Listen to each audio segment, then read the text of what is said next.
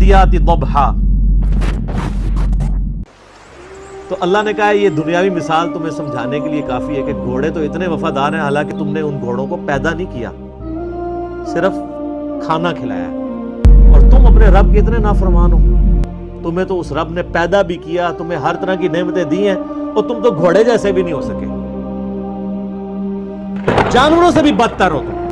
اولئک کالانعام بل ہم اضل، یہ چوپایوں کی مانند ہے بلکہ اس سے بھی گئے گزرے۔ سر اس صورت کے اندر کیا سوز و گداز، کیا رکت ہے کہ تم گھوڑوں کے مانند بھی نہیں ہو سکے۔ گھوڑے کو صرف کھانا کھلاؤ تو وہ تمہارے لیے جان بھی دے دے میدان جنگ میں، اور اللہ جس نے تمہیں پیدا کیا، ہر طرح کی نعمت دی، تم 5 وقت کی نماز پڑھنا بھی تمہارے لیے مشکل ہے اس کے لیے۔ والعادیات ضبحا، مجھے قسم ہے تیز دوڑنے والے گھوڑوں کی،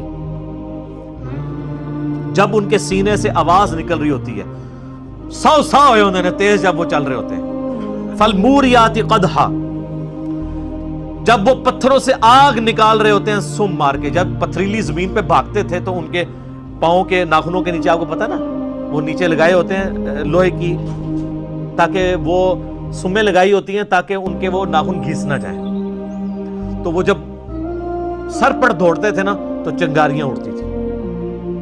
فالموریات فالمغیرات صبحا، پھر جب وہ صبح کے وقت اچانک حملہ کرتے ہیں جا کے، فاثرن به نقعا، پھر جب وہ گرد و غبار اڑاتے ہوئے واپس آتے ہیں، فوسطن به جمعا، اور جب وہ دشمن کے لشکر میں آگے تک گھس جاتے ہیں۔ سر وہ اپنی لائف سٹیک پہ لگا دیتا ہے اپنے مالک کے لیے، صرف اس لیے کہ اس نے مجھے کھانا کھلایا ہوا ہے، اتنا وفادار ہوتا ہے۔ ان الانسان لربہ لکنود، بے شک انسان ہی اپنے رب کا بڑا ناشکر ہے، گھوڑے ناشکرے نہیں ہیں۔ گھوڑے اپنے مالک کے ساتھ وفاداری کرتے ہیں، اس مالک کے ساتھ جو صرف کھانا کھلاتا ہے، اور انسان اس مالک کے ساتھ بے وفائی کرتا ہے جس نے اسے پیدا بھی کیا اور ہر طرح کی نعمتیں دی ہیں، صرف کھانا نہیں کھلایا۔ وَإِنَّهُ عَلَى ذَلِكَ لَشَهِيدٌ، اور بے شک انسان خود اس بات پر گواہ ہے کہ وہ اپنے رب کا بڑا ناشکرا ہے۔ کہ کسی کو پوچھنے کی ضرورت نہیں ہے، ہر انسان کو پتا ہے کہ میں کیا کر رہا ہوں، کسی سے سرٹیفکیٹ لینے کی ضرورت نہیں ہے۔ ہر شخص اپنے گریبان میں جھانک کے دیکھ سکتا ہے کہ میں اپنے رب کے لیے کتنی کمٹمنٹ رکھتا ہوں۔ مسلم شریف کی حدیث ہے، گناہ وہ جو تیرے دل میں کھٹکے اور تو اس بات سے ڈرے کہ لوگوں کو پتا چل جائے۔ پھر بھی لوگ مجھے آ کے مسئلے پوچھ رہے ہوتے ہیں، جناب کہ لی بھائی آپ کا کیا خیال ہے؟ میں پوچھتا ہوں جی آپ کا کیا خیال ہے؟ غلط ہی لگتا ہے، تو ہے ہی غلط ہے۔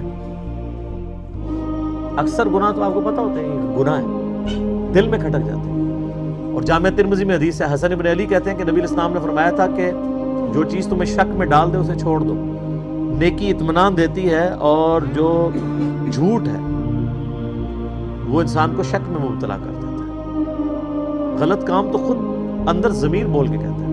مسلم شریف کی حدیث ہے کہ لیے مؤمن کے لیے ایک چھوٹا سا گناہ بھی ایسا ہے کہ اس کے سر پہ کوئی پہاڑ رکھ دے، اور منافق کے لیے بڑے سے بڑا گناہ ایسا ہی ہے کہ جیسے ناک پہ مکھی بیٹھی تھی اڑا دی، اس سے زیادہ اس کو جو ہے اس کو باردر نہیں کرتا۔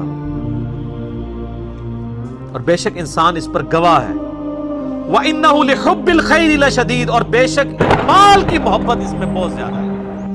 اصل چیز ہی یہی ہے سر، ساری بیماریوں کی جڑ مال ہے۔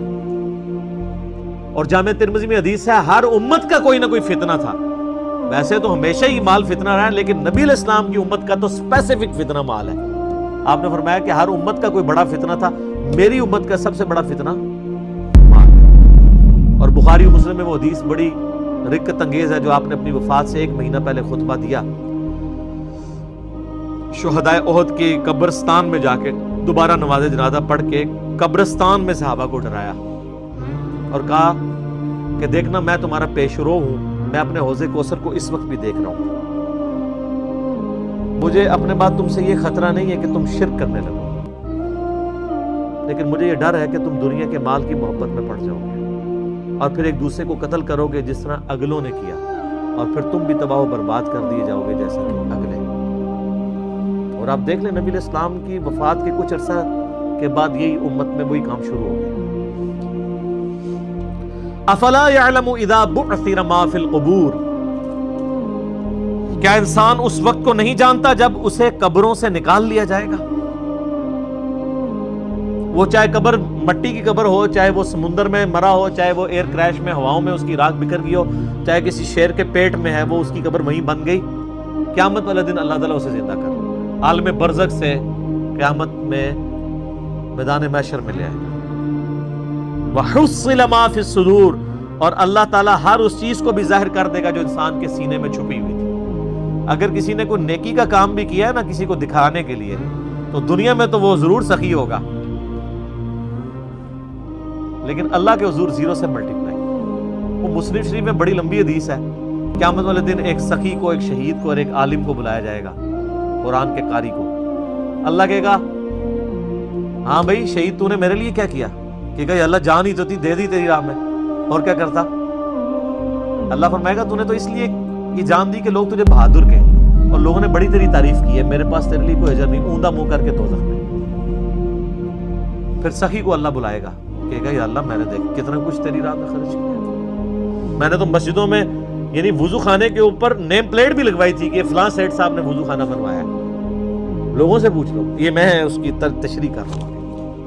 اللہ فرمائے گا تو نے اس لیے یہ سب کچھ کیا کہ لوگ کہیں کہ بڑا غریب پرور آدمی ہے۔ یہ جتنے لوگ حرام کے پیسے کے دسترخوان چلا رہے ہیں اور ہاسپٹل بنائے ہوئے ہیں اور وہ سمجھ رہے ہیں کہ ہم اللہ کو دھوکہ دے لیں گے، نہ، یہ دنیا کو دھوکہ آپ دے سکتے ہیں۔ دنیا میں آپ کو ایک سرٹیفکیٹ بھی گورنمنٹ کی طرف مل جائے گا کہ یہ بہت اچھی این جی او ہے، ویلفیئر کے کام کر رہی ہے، اللہ کے حضور زیرو، بس یہی سرٹیفکیٹ ہے، اسی پہ آپ خوش رہیں۔ آخرت میں تو اس کا عذاب ہونے والا ہے۔ پھر اللہ قاری سے پوچھے گا قرآن کا علم دیا تھا، تو کہے گا یا اللہ میں نے قرآن کا علم کیسا پھیلایا؟ اللہ فرمائے گا تو نے اس لیے پھیلایا کہ لوگ تجھے بڑا علامہ کہیں، تو لوگ تجھے بڑی تعریفیں تیری کرتے تھے، بس تجھے اجر مل گیا دنیا میں۔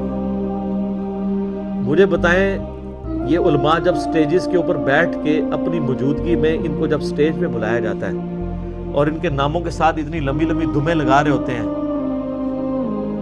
وہ سپاس نامے پڑھنے والے، ان کو شرم نہیں آتی کہ زمین پھٹے اور اس میں گھس جائیں؟ کیا نبی صلی اللہ علیہ وسلم اس طرح کرواتے تھے یا صحابہ ایسے کرواتے تھے؟ پھر اتنے بڑے بڑے اشتہاروں کے اوپر 4 دمیں پہلے لگی ہوتی ہیں، 3 بعد میں لگی ہوتی ہیں، اور پتہ نہیں کیا کچھ لکھا ہوتا ہے، تو بس یہی ان کو ملنا ہے، آخرت میں کچھ نہیں ہے۔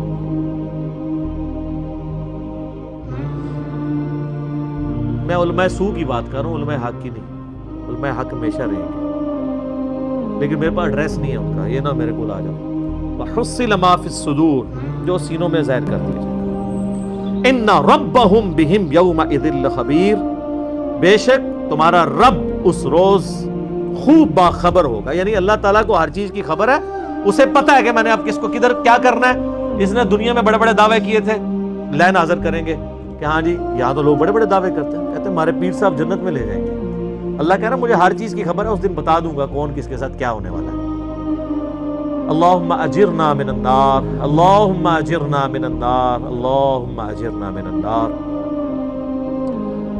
اللہ تعالیٰ سے دعا ہے جو حق بات میں نے کہی اللہ تعالیٰ ہمارے دلوں میں راسخ فرمائے، اگر جس بات میں میرے منہ سے کوئی غلط بات نکل گئی اللہ تعالیٰ ہمارے دلوں سے معاف کر دے۔